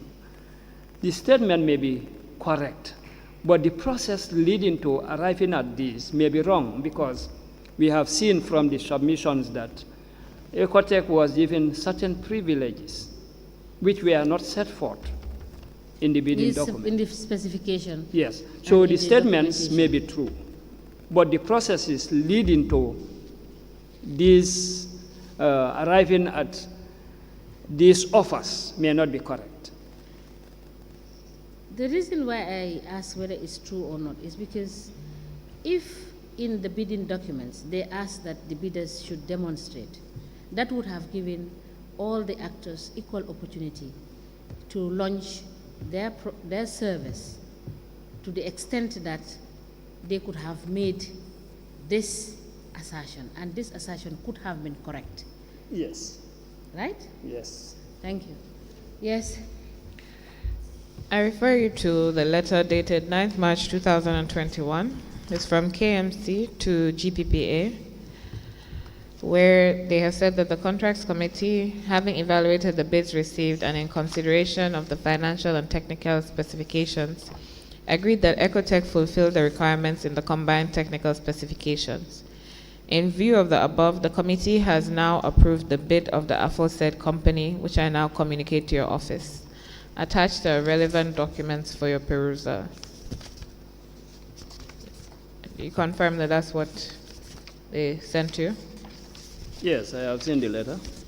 Now, in deciding whether to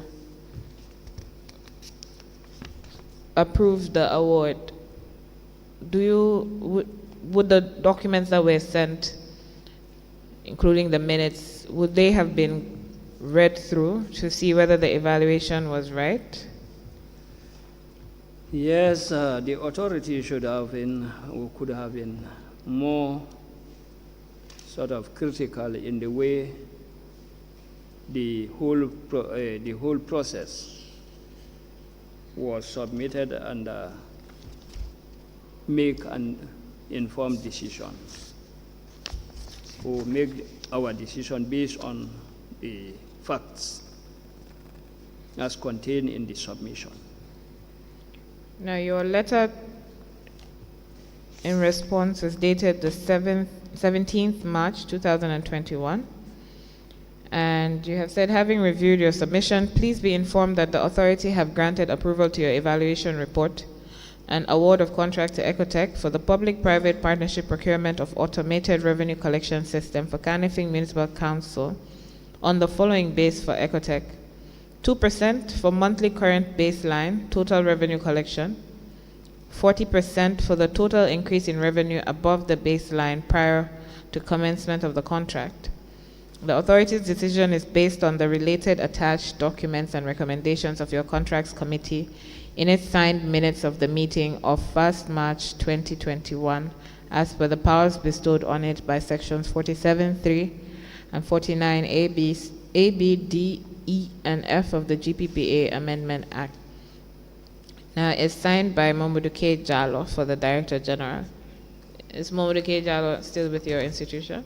No. Now, do you think that he has said that the decision is based on the documents, including the minutes of the 1st March 2021, which we just went through, which shows that the Ecotech was given some advantage over the other bidder. Do you think that the decision is actually, it is right that the decision is based on that document as well? Do you think that the decision to approve was right, considering everything that we have gone through? Actually, I think he has taken a decision, and I believe the decision that was taken was based on the submissions of the documents, as he said, and he was also relying on certain sections of the Act to make a decision. However, I think some of the issues that we observed here were oversighted, leading him to for his final approval decision. Having gone through the documents as we have done right now, is this a decision that you would have made? I may not finally give approval. Maybe I may write or ask further clarifications here and there before we proceed from here. So do you think that perhaps the decisions that have been made by your institution in respect of approving awards, do you think it's the capacity issue? Do you think that perhaps they don't go through the documents thoroughly as they should? What do you think is the issue? Actually, part of it can be attributed to capacity deficiencies, but part of it can also be attributed to some of the challenges that we face as an institution, including the Gambian nature of being soft on certain issues and so on. And like I said, challenges, I think most of you here will agree with me that GPPA is being accused of a deterrent to development, because they said GPPA we delay, GPPA we do X, Y, and Z. And given our deliberations, you can confirm, and it's confirmed, that in certain instances, we don't stand firm to take our stand as an authority. If we want to do exactly what the law requires, honestly, I think today it would have been a different, either GPPA with either different people or the like, because the delays that are being talked about would have been more, because most institutions are not doing things correctly, 100%. Here and there, sometimes we are a little bit flexible in the way we look at certain things, but notwithstanding, trying to ensure that we attempt to ensure that what we do is in accordance with the law, but we have weaknesses here and there. We have challenges. Do you think that the challenges would be alleviated if GPP takes a stand firm from the beginning of the procurement proceedings, in the sense that you insist that the procuring organizations provide you with their procurement plan? Because that's the beginning, right? Yes. They provide a procurement plan, and then GPPA has an idea. They also have an idea of what their budgetary allocations will be in respect of procurement for the coming year. Yes. And be guided. They will know where they need experts, where they do not need experts, etc. Correct, yeah. So perhaps this is something that your institution needs to consider? And like I said earlier, even from here, we've already started discussions on some of our weaknesses and the like, yes. Chairperson, I don't know whether the commissioners have any other questions, but we're done with this particular procurement.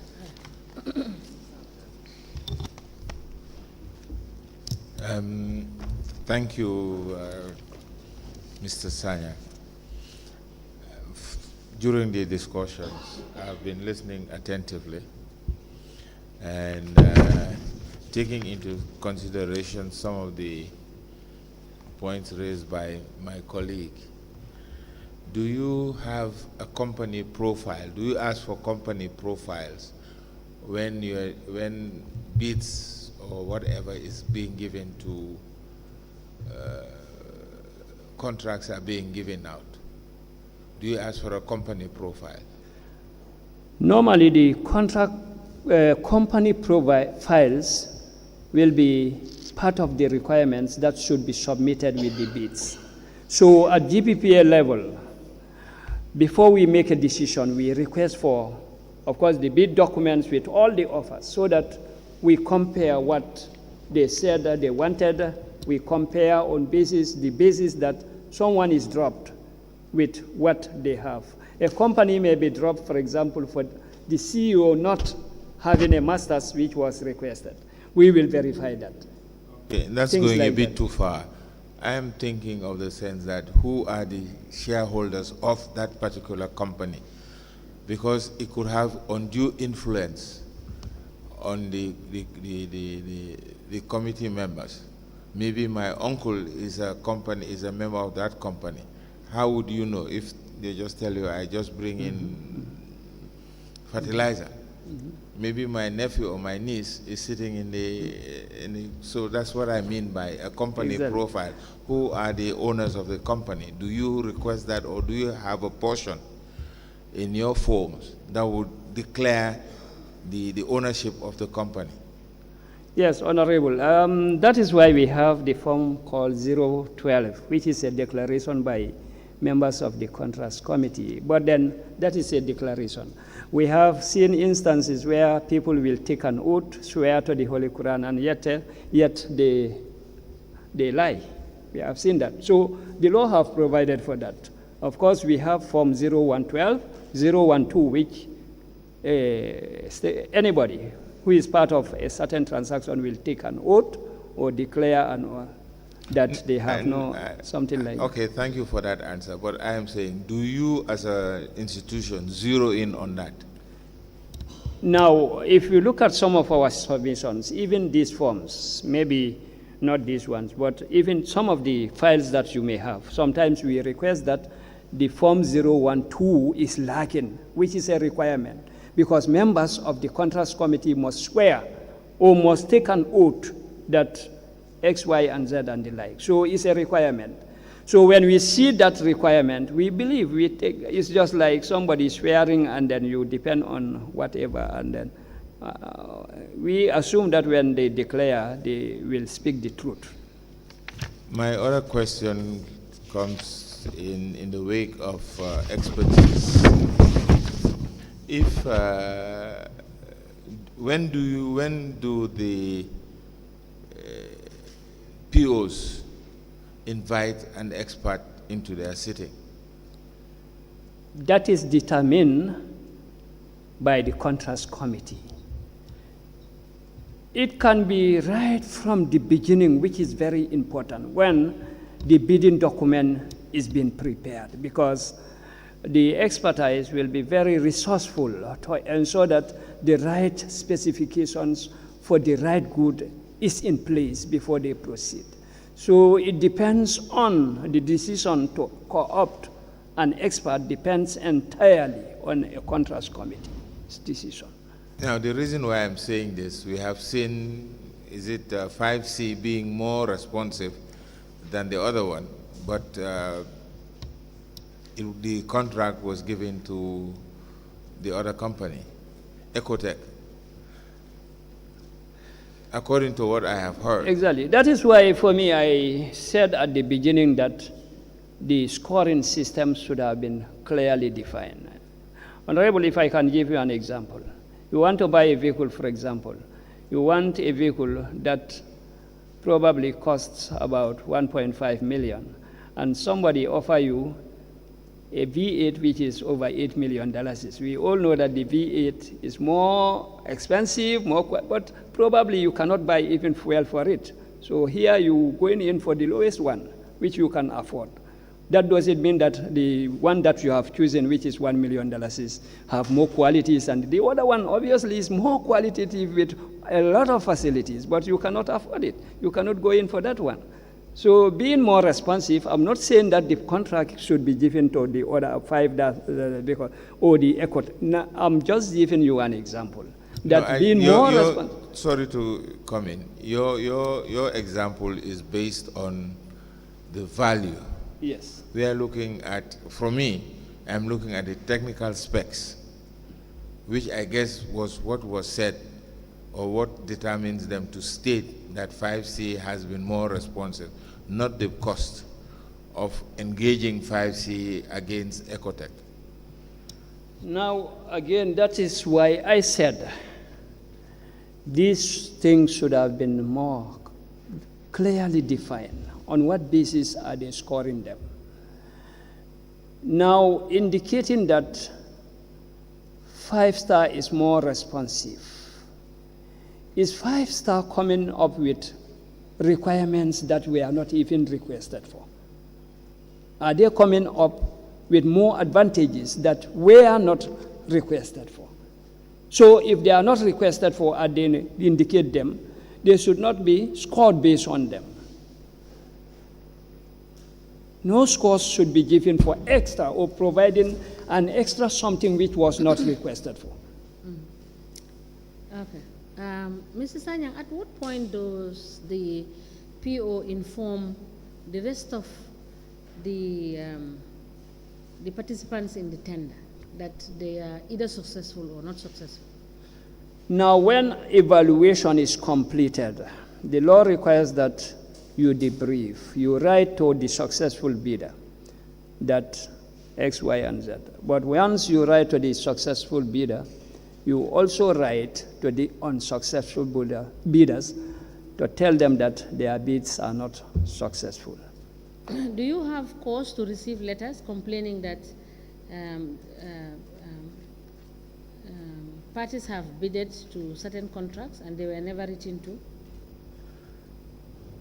for them to know their fate? Yes, sometimes we do receive, but complaints are sent to in cases like that.